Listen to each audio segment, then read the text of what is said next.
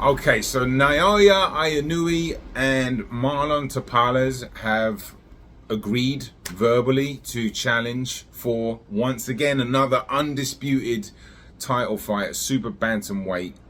Obviously, Inoue just coming off a sensational performance against Stephen Fulton Jr.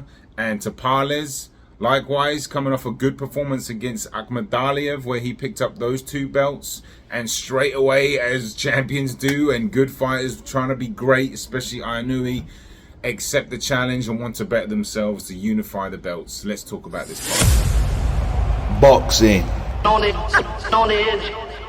All right, welcome back, everyone. I hope you're doing well. Shout out to all the subscribers and big up to anybody new locked in, and welcome along if you are new. And let's talk about this potential fight. Now, it's important to know that this hasn't been signed or anything like that. There's been a verbal agreement, and I didn't realize this. Tapales was actually in the ring after the Inoue fight, and they had, you know, a verbal agreement or a challenge.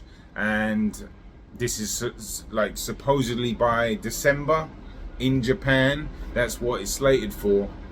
So I think it's marvelous. You know, it's another undisputed fight we're talking about in boxing, and that is, this is the year for undisputed fights. Hopefully it's not a blowout, because this has been a year for one-sided fights, really, even if you think not an undisputed fight. But the Josh Taylor one against Lopez, that was quite one-sided.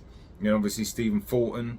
Oh, there's been competitive fights too, don't get me wrong. And I'm just saying, let's focus on the undisputed, because that is just a beautiful term that's been used a lot this year, and hopefully we can get a couple more. You know, I've been very optimistic about these big fights getting made, and this is an excellent fight. You know, Marlon Tapales, if hopefully I'll get his name, from the Philippines. He's coming off a really good win. He's a really good fighter. He's got a very interesting style. He's a southpaw. He's got a very low, almost like a Philly shell style. He mixes it up a little bit, but he does hang that lead hand low, and he's got some good range control. He's got a bit of pop. I'm gonna do a bit more detail when the fight gets announced, and do a closer film fight breakdown, because I don't want to go into too much depth, because I tend to sometimes watch fights and excitement, and I don't study the fighters like actually studying them. So I want to study him a bit more before I go into too much detail. But obviously we know Inoue, tremendous talent, and he's actually his last southpaw he fought, obviously he stopped him, but he landed an absolutely unbelievable body shot. Left hook to the liver, which is Inoue's probably his best punch. One of his best jabs, probably his best punch. He's got a great left hook. He's just got so many good punches, but he has stopped the last southpaw he fought to the body. And Tapales actually has been stopped more recently too, which is a little concerning, because, you know, I knew he's going to get to him. And the guy that stopped him, I think it was the Japanese guy, Awasa. Apologies if I got that wrong. I'll put his name up here. But, you know, he was a southpaw, and he stopped Tapales 2019, I think. So, you know, there is that concern. He's been on a good run since Tapales, but look, he's a tough dude. Okay, that was a tough fight against Akhmadaliev. And that was a close fight, to be honest with you, too. Medaliev came back in the later rounds. It was a very good fight, but he's going to be up against it, against the Monster. His nickname's the Nightmare. So we got the Monster versus the Nightmare for a Super Bantamweight undisputed title. Let's hope they can get that signed soon enough, and we can get, you know, more great fights on the road. And as I said, closer to the time, I will do a longer detailed fight breakdown of how I think the fight will go. But you would probably think straight off the bat, because I knew his tight straight shots, his technique's so beautiful, and we've spoken about this before. The boxing community knows how good his technique is and knows how powerful he is.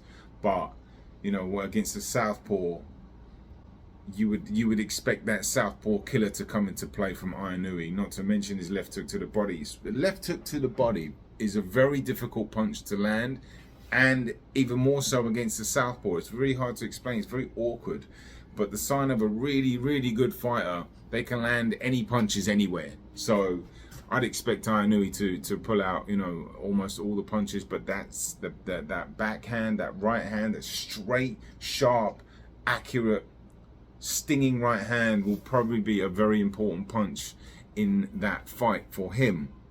So, you know, Tapales, like he's got some good footwork, and he's got some good range control, and he's gonna have to use that, and he's gonna have to come up with an exceptional game plan to beat Inoue. But I don't want to go into too much detail because I want to study a bit more before I elaborate. But you know, it's great for the sport. We're in a healthy place, and this week has been phenomenal. I hope you guys got a chance to watch that Spence Crawford fight.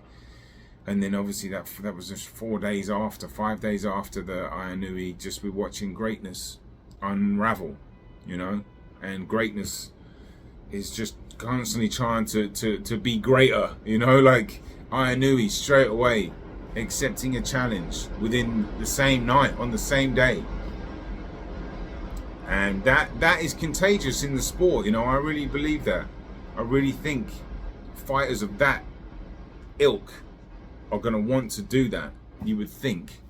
And I've picked on Tyson Fury loads of times. I'm going to pick on him again because he should be doing that, okay? That he should be doing that. He should be saying, you know what, Usyk, yeah, let's fight. Even though that there was no reason for him to back out of that, really. Let's be honest. It was every reason to take that fight, and you know, all the money was there, the terms and everything like that. And I know there was something about the rematch clause, but he should be wanting to be great because he's telling everyone he's great. But this is how you really do it. You know, Inoue. Let's see what Terence Crawford does next. You know, I don't know what he's going to do, but I'm assuming he's not going to be shying away from taking on Jamel Charlo at 154 pounds once that business gets done. If he fights Canelo, and then Terence Crawford going to take him on, and you know, just that sound, Undisputed, and then of course what's happening at 140. I was gonna make a video about Devin Haney and Regis Prograis, but I did hear about negotiations getting stalled in that, so I'm gonna hold off on that to see what the news is on that before.